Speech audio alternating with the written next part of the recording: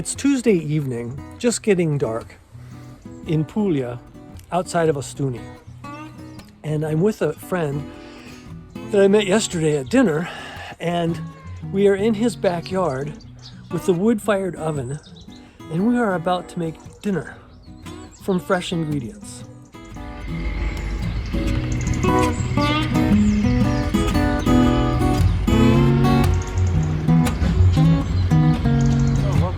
Cucina, povera. Start over again, because it never catches at the beginning. This is Peter the Irishman's Cucina povera demonstration. We're here in Puglia, in Ostuni, on Monte la Morte, the Hill of the Dead. And this is our new outdoor kitchen. We're going to cook polpo alla pignata. And as you can tell, I've had quite a lot of polpo alla pignata in my life. This is the pignata. This is the traditional Pugliese, southern Italian earthenware pot, which I bought in the market. We will now organise the ingredients. We'll pause for a moment, we'll organise the ingredients, and then we'll show you how to approach this. But before we do that, Stephen's going to show you the forno a legna, which is the wood oven that we have here. And we're not going to cook pizza in it, so we don't want it screaming hot. We just want it nice and cooking hot. We'll get a little bit of flame going in it now and bring the temperature up. So back to you in a minute.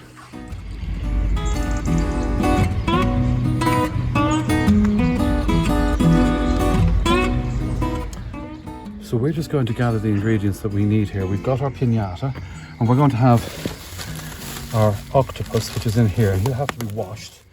We have some olive oil. We have a little mandolin because we're going to have some fennel. Okay. Finocchio in Italian. Fennel. There's our lovely bulb of fennel that Stephen purchased. The boys went shopping in the supermarket down the road. All by themselves. Oh, the lads were let out. Our pan, we'll have a little pan in the wood oven. We have some garlic, which is essential. We have some cipolla bianco, white onion. There we go. Which is a sweet onion. And we have pomodorino. This is datorino type tomatoes. These are little sweet, just nice. I like them. I don't know how an Italian would describe them as above any other tomato. And then we have Stephen's chopping board, which is going to get busy with the octopus.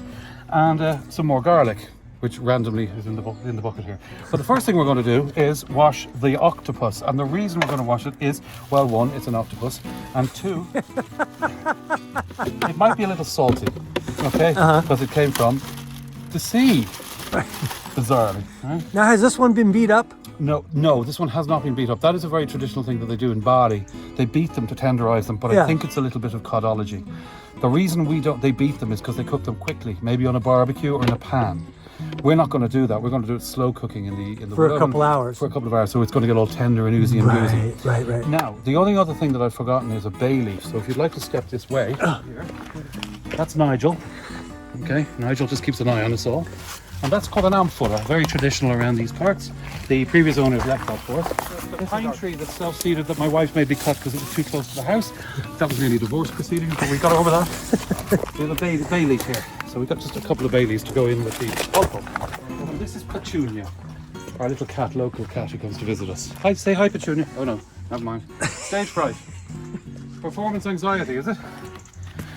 As I said to you, I don't have a chef's hat, so this will have to do. Right, the polpo. This is what an octopus looks like. This is a ½ kilo. There are only two things that we have to do with this to prepare it for eating. One is remove its eyes. If you're squeamish, don't watch this. And remove its beak. Let me show you how to remove its beak. Its beak is in here. That's its mouth part.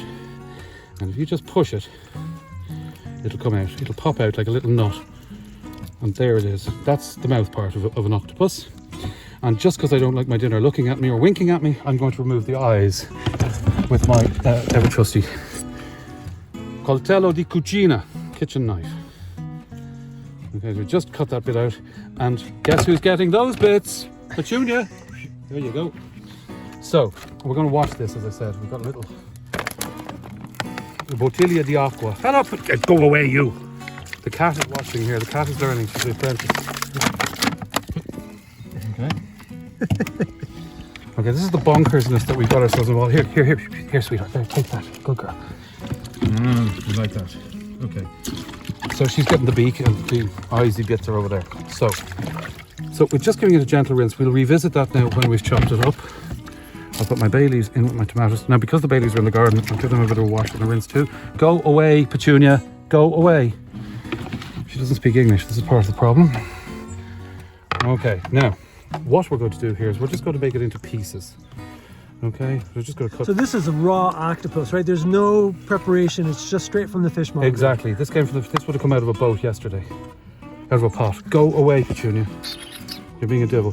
For me, this is the best bit. This is lovely and really tender. Literally, all we're doing is putting the pieces in the pot. Okay, that's all we're doing. In the clay amphora, the clay. This is a pignata, it's called, Pignata. which is a word that's used in Mexico to describe the things kids bash. Yeah. You know, with the sweets in it. Yes. It's bizarrely completely unconnected. Go away, you silly cheeky little cat. So we've got nice chunky bits, and and that's what we need. What we're going to throw in next is a cipolla bianco. Now, why? Well, because I had one. There's no particular reason why I would choose a white onion. A white onion. Over any other. Cipolla bianco. So, well, we're just going to roughly chop this because it'll all just go melting down into the sauce. You'd swear I knew what I was doing. You know what I forgot to do after having said it? I forgot to re-rinse the octopus, so we will just do that. So, first of all, we're going to just reverse back up because I hadn't rinsed it out. Olive oil, olio, the stuff of life.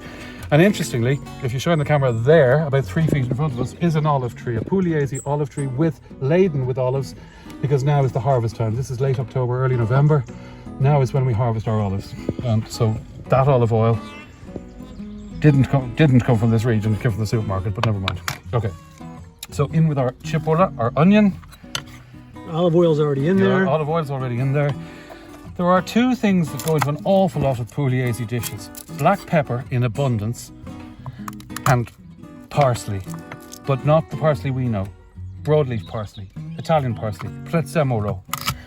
And they use it in everything down here because historically, and you've all heard this on the Travel Channel, Puglia is famous for the Cucina povera. What they can do with a piece of stale bread and a lump of cheese and an egg would blow your mind, right? Because they hadn't any money. They were the poorest of the poor down here historically. Not anymore, because we live in a more modern world now.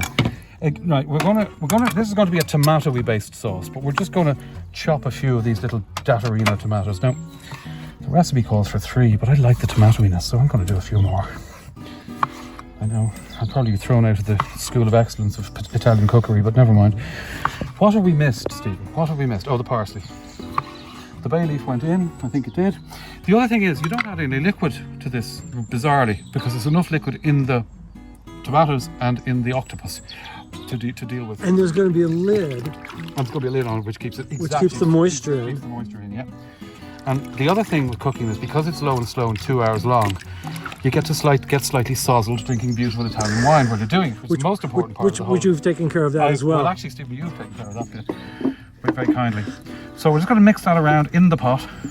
Again, if an Italian saw me do this, I'd probably be thrown out of the country and refused entry ever again. Have a bit of a clear up. We will be needing that board again in a moment.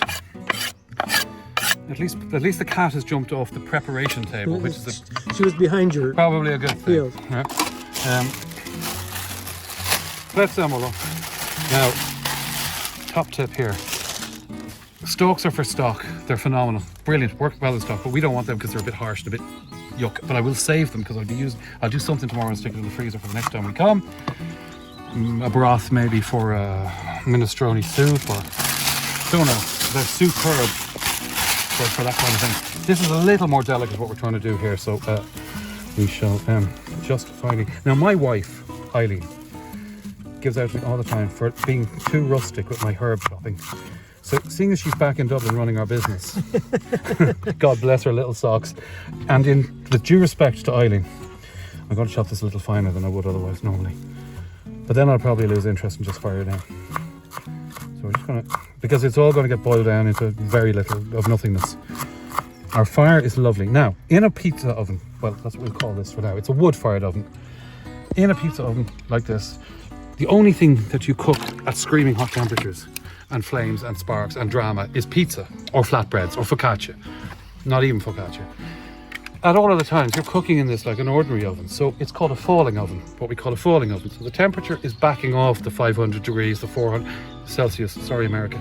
Don't understand Fahrenheit. You cook a pizza at about 480, 450, 480 degrees, a Neapolitan pizza. You can go down as low as 380 and still cook a decent pizza, depending on your dough and your pizza, whatever. At all other times, and mostly for everything else you'd cook, slow roast meats, fish, vegetables, whatever, you'll be cooking in a falling oven where the temperature is dropping. And that's exactly what we're going to do here now, okay? I've covered myself in water. I'm such a professional. I could have worn an apron, but hey, my director here, The helper was getting too excited about it. So we have now got our pignata with our polpo. So you're not going to throw the rest of that in there? No. You got plenty. We've got plenty. Oh wait, stop! Show us putting the top on. Okay. So here we are. So there's all the ingredients. Yes. They're in there. Now I bought this in the flea market, and the man didn't have a lid for it, so then I had to buy a lid separately. And you'll notice that this lid wasn't meant to sit on this. So interestingly, we do the inverted lid technique, which is a particularly Irish invention. The Italians are delighted with us for bringing this to their attention. So we're going to put this in here sideways. Stephen asked me how we're going to do this. Yeah. I probably look very ordinary now, but look, it's all lovely and it's all delightful in there. We're going to put that in there. We're going to put that on top, and we're going to push it to the back. And this isn't a very hot oven, mind you. No, it's not very hot oven at all. We might even put the door on. Hang on just a second. We have to do the visual. That's amazing. Okay, and this is how they would look. The Greeks, the Romans, the Phoenicians, the Egyptians, the Israelis, the Arabs, they're not mad. They all cook with wood like this traditionally. Now they all have their Zanussis and their Electroluxes in their kitchens and in their apartments. But here in Puglia, at the weekend, everybody has a house. Not everybody. A lot of people have a house alla campagna in the country. And the family will all come out on a Sunday afternoon and they'll cook in an oven. Not like this. This is a northern Italian oven, but similar type of scenario. And they'll all gather around, they'll cook meats, and they'll cook tomato dishes and pasta dishes, and they'll all sit around a table and sit for hours choking. We've lost that in Northern Europe, and I think America a lot. If you drive through any city in America, you see Wendy's, and then you see White City, and then you see McDonald's and Burger King and all those things. And we've kind of lost that ability to sit around a table. They absolutely have not lost that ability here, and that's when they sort out their arguments and their families and what's happening, and so maybe it's a good thing. That's what we love about Italy anyway. So, we're on the... In an unforced error, and due to my being confused about everything, mostly Stephen's conversation, I forgot to put the black pepper in with the polpo. So now I have to use the glove of righteousness. This allows me to put my hand into the oven to get the pot back. Okay. So we'll do that. And sadly, we appear to have been too hot. Oh shit, we're too hot. We've got a problem. Okay, we're going to transfer that to another one. It's too hot. Fine. We're just going to have to use a different pot. Okay, so all the ingredients are still intact. Perfectly fine. However, what happened there was I put it in too far. I pushed it back too far. So we're going to put a sprinkling of pepper in the top here, which I forgot. We're going to put the lid on. So the pepper actually helped us out this time. Well, that must have been karma. I'm going to put that down to karma, because if we'd left that any longer, we'd have been in trouble. But you see the way the earthenware protected it. So, and fortunately, you just happen to have a second one. yes, as luck would have it, with again a lid that doesn't fit. But we might go upside down on this one. Now we won't be putting it in as far this time. We'll just put it inside the door. I didn't realise the oven was as hot as it is. And you can check the temperature of these things with an infrared thermometer, which we don't have. And as I've explained, we would normally be doing this in the falling oven, in a oven of a lower temperature. So that will be perfect now. It's in the middle of the oven, away from the flames. We'll let the flames die down, and then the residual heat in the oven will cook the dish with the lid on. But we don't want the lid on at the moment, because if we cut off the oxygen, the flames will go out and it'll get all smoky inside. So we're going to wait till the fire goes down to embers, and then we put the door on. And meanwhile, having averted disaster once more, we shall have a glass of red wine. I think that's a very civilized thing to do. Now, tell us about this wine. This is a Primitivo. It's not this one. I don't think it's that one. No, sorry. It was the other one. It was the other one. I can't remember what it is. We don't have. Okay, so we don't know what it is. We don't know. It's a lovely red wine. Okay, and we've actually decanted it. That's why we can't tell. It's not that we've lost the ability to read. We just decanted it. Stephen, my dear fellow. Grazie. Grazie. Niente. Chin chin. Salute. And interestingly, we're near a place called Brindisi, and a Brindisi is when you propose a toast to somebody. So Brindisi to Stephen. Oh, See you in a minute. this is lovely. Oh, it's delicious. See you in a minute with the fennel. Okay, my fear here now is we've got the door on and the oven has fallen to embers. And my fear here is that we might be getting a little bit smoky in the dome, in the chamber. We don't want smoked octopus, that's not what we're after. So we'll just check this. There's a little bit of smoke. It's not too bad. I just want to check what's going on here. Make sure that we're cooking it okay and not cremating it. Yeah, so you can see the liquid has come out of the octopus and out of the tomatoes. So now we're getting into kind of, I don't want to say stew because it's not a stew. It's just gently poaching in this liquid, and the liquid has all the ingredients that we use: the tomato, the bay leaf, the pepper, the garlic, and the octopus. So it looks fantastic. Is this what you want? This is exactly what I would expect to see. And we will have this with mashed potato, which we're going to have, because I'm Irish, why would I not have a potato? And fagioli beans, fava beans. Sorry, fava beans is what you call them. Which are cooking now. Which are cooking now in a pressure cooker up in the kitchen, because yes, we could do it in this, but it takes hours. Right. And we haven't got time to do that, because poor Stephen is losing the will to live.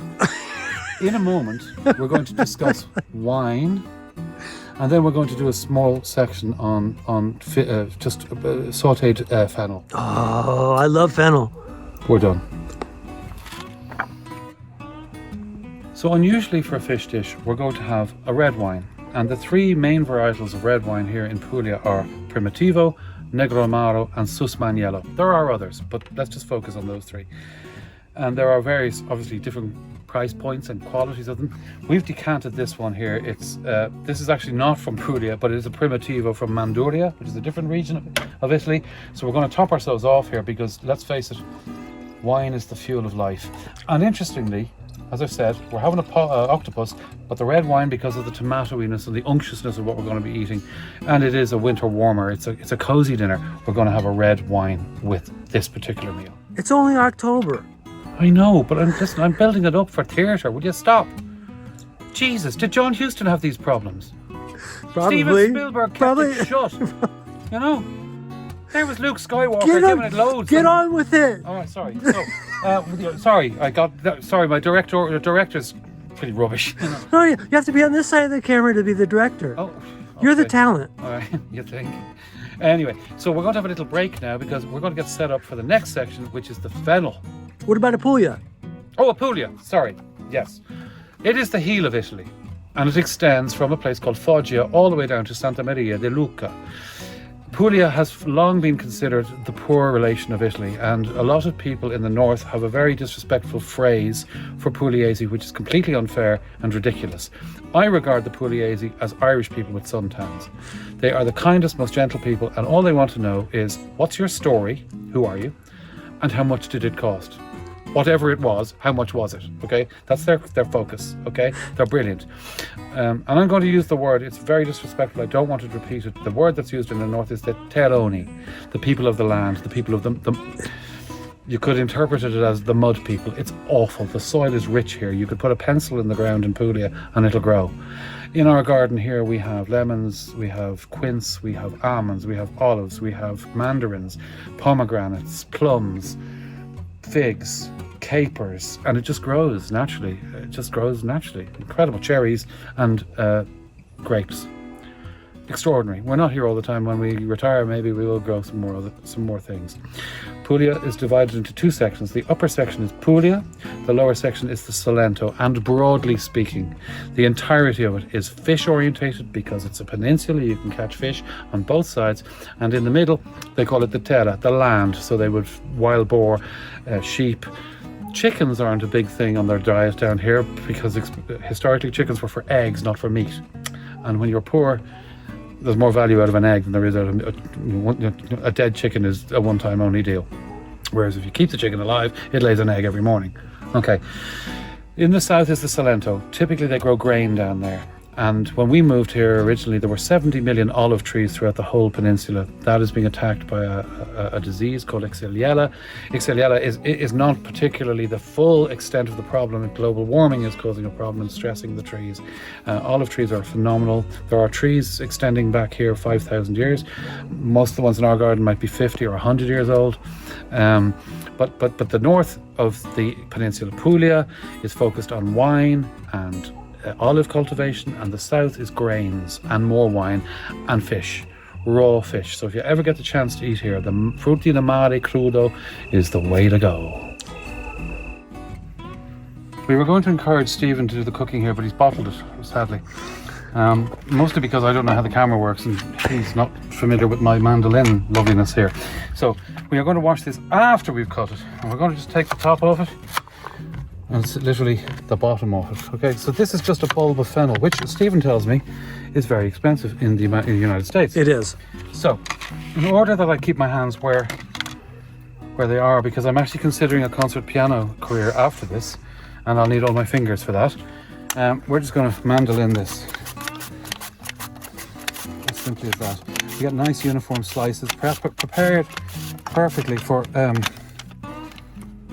sauteing, which is what we're going to do. We're going to saute this in olive oil. My mandolin has just decided that it's had enough of life, and off we go again. The thing is, we don't need too much of this. You cannot have enough fennel. Okay, why not? We're going to cook it all, and all we're going to do with this, in true Pugliese fashion, is add some more olive oil and some salt. Make it really simple. Let the vegetable do the speaking. That's probably a little more than we wanted.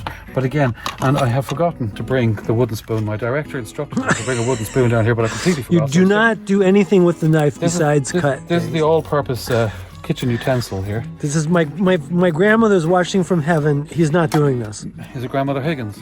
No, it's Grandmother Di Medio. Grandmother Di Medio. Mi dispiace. Okay? I said sorry to her, so she'll be all right. Okay, should we?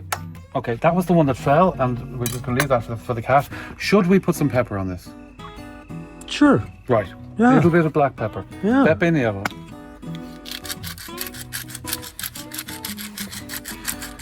It's enough. It's just that black pepper and parsley go into everything in Puglia, as I've already told you. Right. Now, how do we cook this in a wood oven? Well, strangely enough, and you might actually see, I'm going to bring the light over so we can see what's going on here. You might actually see a puff of the smoke. Yes, look, you see, it's all getting a little bit smoky. Why? Because the embers are still cooking, and I might ask Stephen just to show the chimney is pumping out smoke up there. Let's try It doesn't. There we go. Thank you. You see? Yes. And then we've got lovely heat. We'll just check our polpo, and all we're going to do with this pan, and my wife, this is an heirloom of my wife's. She's not here. Normally this is not allowed in the wood oven, but tonight, sorry Eileen. She's going to find out. She's approximately 3,600 kilometers away. She can't do anything about it. So in it goes. And I shall have a look at this. Oh, we've cracked another lid. Oh well. Back to the market with me. But can you see how that's cooking down now? Yes. Beautifully. Oh my God. It'll be so tender. And all the ingredients. I need to return to my all-purpose utensil. No. Yes. No. Yes. Oh my God. If we were camping, we wouldn't have. If we were camping, we wouldn't have anything else. So. This is your house. Yeah. Don't get all of. No, this is a team effort now. That is cooking beautifully. I'm taking the place of your wife, going, that's just the wrong utensil for that. Yeah. And it smells amazing. Thank you. We'll be a couple in no time, Stephen. No. a couple of idiots. A couple of drunks. So we're going to push that in there, keep that warm, and our fennel is now cooking. I'm really confident. If you'd like to shine one more time in there, Oh yeah. I'm really confident that we're going to have a delicious dinner. We're going to deal with the potatoes, the parsley, and the fava beans next. And wait, the handle on the pan is going to be okay. Perfectly okay. It's out of the heat. Okay. So, being Irish, I do understand potatoes. Okay, but we're going to treat these gently because we don't want to puree them and make them like glue. Okay, they'll be like wallpaper paste. What we have here is a potato ricer. We just simply boiled these in salty water. That's all we did. So this is the potato ricer, and we just push it through. and we'll end up with a really nice mashed potato. That looks like a German potato rice. Funnily you should mention that, old boy. The previous owners of this property, we did the deal that they'd leave it furnished. And by God, did they leave it furnished. We have everything, wheelbarrows. We have more cooking utensils here in Puglia than we do in our home in Ireland. And we were very lucky to meet those people. They were lovely. They were called Ziggy and Max. And they turned out to be friends. We can't really talk about them because we don't have a release. Oh, right. Yeah, well, I don't think Ziggy would be too worried, to be honest. So we're just literally pushing these through, and we end up with, sort of worms of potato.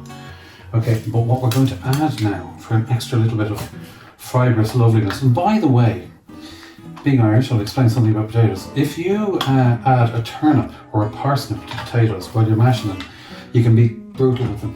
I don't know what it is. I don't understand it. I'm not a chef. You're saying you can treat them brutal with them, treat them a little bit more harshly, and you'll end up with a beautiful smooth mash if you add turnip or potato to any kind of potato.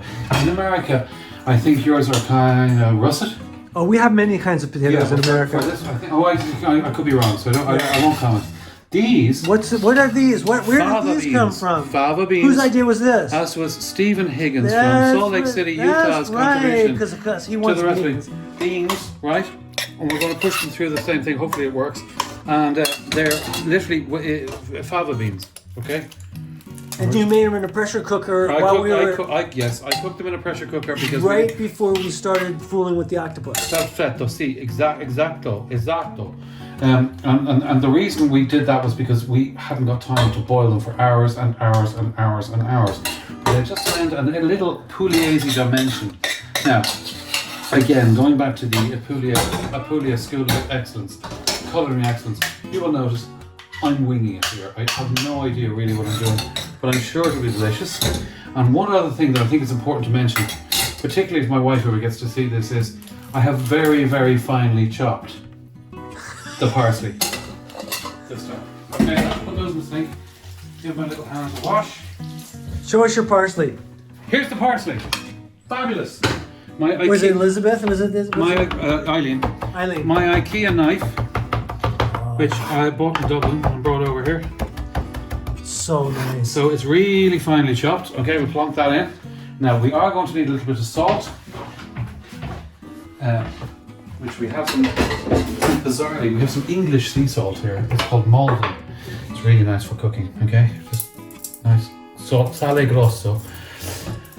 And obviously, we're going to add some olive oil. Now, two really good friends of ours who have since moved on, they're Swiss friends, Bruno and Sylvette. This is their olive oil, Sylvette and Bruno, and they've retired now.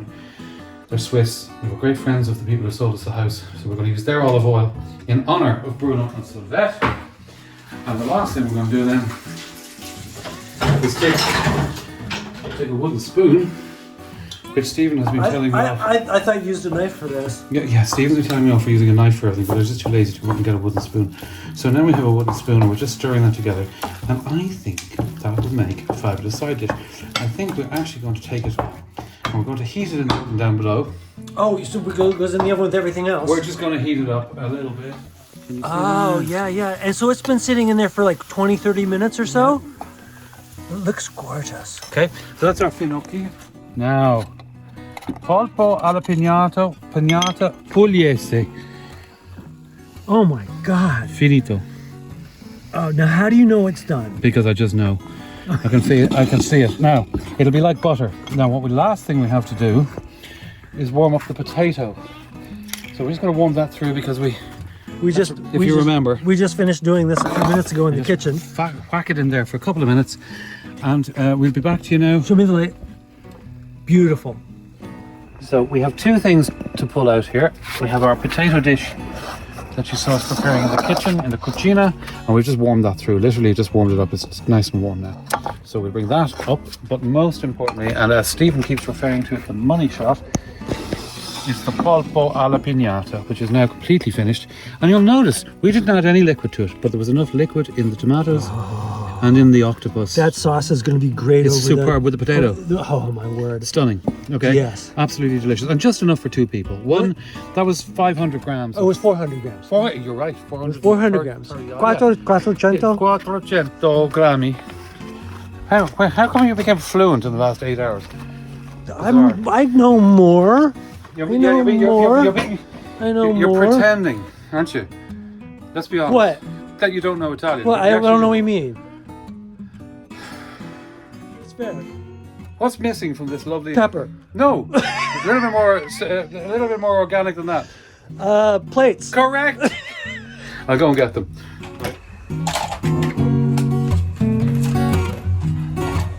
You got your water glass here, boy. Patate con prezzemolo e fagioli. And some of the magic stuff. This is the elixir of life. Okay. Wow. And this will be delicious. By the way, you got all 3 bay leaves there. Well done, Stephen. And I shall have this. The handle of this is a little warm still. Just some sauteed, simple. That was just olive oil and a little bit of salt. Salt and pepper. That's it. Okay. Buon appetito. No, plate yours. Okay. This is just so gorgeous, Peter. Okay. Basta così. It means that's enough. Momento, per favore. Polpo. I need the glove. I think I probably need the glove to move the pot. The octopus should be buttery, firm but yielding in cutting. Yes. That is the way it should be. Some of this. Sure fit for an Irishman. I must explain, Irish people haven't got octopus on their menu very often, but when in Italy, buon appetito. Sorry, what were we talking about? I was talking about these vegetables. Oh yeah. Right, because what's in here? This is they're not quite cherry tomatoes. I forget exactly what they are. They're pomodoro datterino, they're called. Which ironically is the name of the restaurant we met in last night, the pizza restaurant. Really? It's called datterino giallo. Yellow tomato. Yellow tomato. And the fennel and all the sauce that came from the crock pot. I just want to phenomenal. Call it. It's just amazing and the simple things. This is why. This is one of the reasons I wanted to come to Puglia. Cucina, povera. Right. A tomato, an onion, and an octopus. Right. And nothing else. I mean, and nothing else. Salt and pepper. A bay leaf. And a bunch of oregano. No, it wasn't oregano. What is it? Parsley. Prezzemolo, parsley. Broadleaf parsley. The vegetables. Yeah. Now, I did put a bit of salt in the fennel. Why? Because I was conscious that there was no salt in the. So just to try to balance the seasoning. You have to mention that for the video. Yeah. There's no salt at all in the octopus dish. Doesn't need it. And because the octopus contains enough salt. I think so.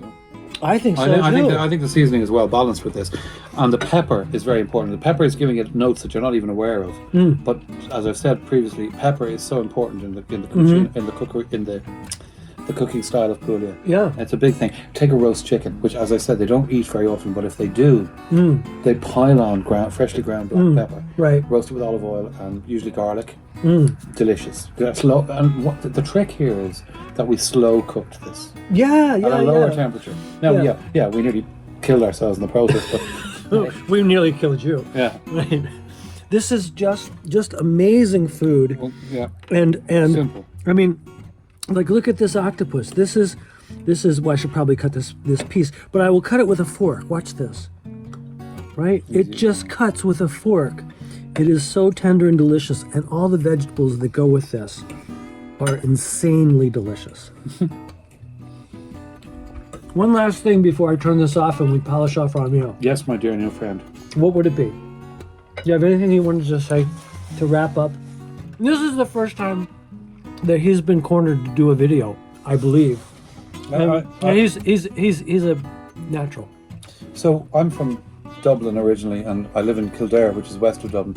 Stephen, where are you from originally? I was born in New York. So he's okay, but he now lives in Salt Lake City, Utah. And we've been reunited by his passion for travel, my passion for adventure. And both of our passions for food. And why can't the world be like this more often? Why can't two guys like us go shopping together? Oh, well, Have an adventure. I have friends back in Salt Lake City that I do this with. Brilliant. Right, but I don't bump into them at a restaurant. No. Right. But why can't the world be like? Why can't people? And maybe Just be maybe it kind. is a bit. It might be a bit. Well, you asked me. We don't see that. Well, you asked me what's my last thought. My last thought is that good will always conquer evil, Yeah. and kindness is its own reward. Yeah. That's it. I think that's my philosophy. Do we get that? Oh, don't forget, Peter's the Paddy's perfect pugliese polpo. Bye bye, America.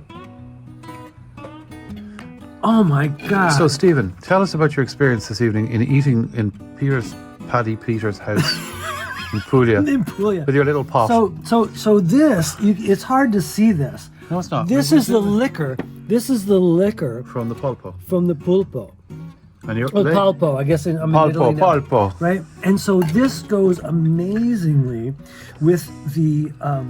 So what you're saying, on Peter's plate in Puglia, there's a perfect potato combined with a polpo. Now see, I'm not supposed to be the talent, and you're supposed to be the silent director behind the scenes. So tell us all about it, love. The liquor from the pot is amazing. But what I really want to say is that if we set that all aside, Yes, sir. and this is the remaining beans and potato puree. If we do this, if we put some really good olive oil on top of it, and we have it without any of the liquor, this is just beans, parsley, olive oil, and potato, and have just this. And remember, at the end, he threw in some very big chunks of salt. English salt. English salt, which I'm sure makes all the difference. Molten sea salt. It's a Brexit salt. A contrary salt. This Non-cooperative. dish, Yeah. okay, Yeah. the beans and potatoes with the olive oil is completely different than everything else that we've had tonight. The flavor profile, it is so amazingly delicious. And I think you described it as a contorno, which is a side dish. But a totally different experience. Totally different. And look at The beans and potatoes, they go with the liquor from the octopus, but they stand on their own as a base for the olive oil, and that and the salt presents the olive oil completely. It's like a canvas for the olive oil. Can I just say, we've had 2 minutes of the Higgy baby, and it's fab, Stephen. Oh, you're a natural. It's about my turn, right? I think I've actually, in fairness, I think I've still... That's not going to work as well as you think. No, okay, perhaps not. You have to use the other lens to make that work at all. But you're the boy. This is so darn good. With the way you made the potatoes and the beans, it's a perfect palette for this olive oil, and I will take this home with me. Stephen, will you marry me? After I've divorced Eileen, of course. Actually, I think we should. We'd be better friends than lovers. I think you're right. I think maybe we should maybe we should run this idea by Eileen first. Now all that remains is salute, benvenuti, and in Irish we would say sláinte is sale. It means health and wealth. Your very good health, my friend. Grazie. Niente.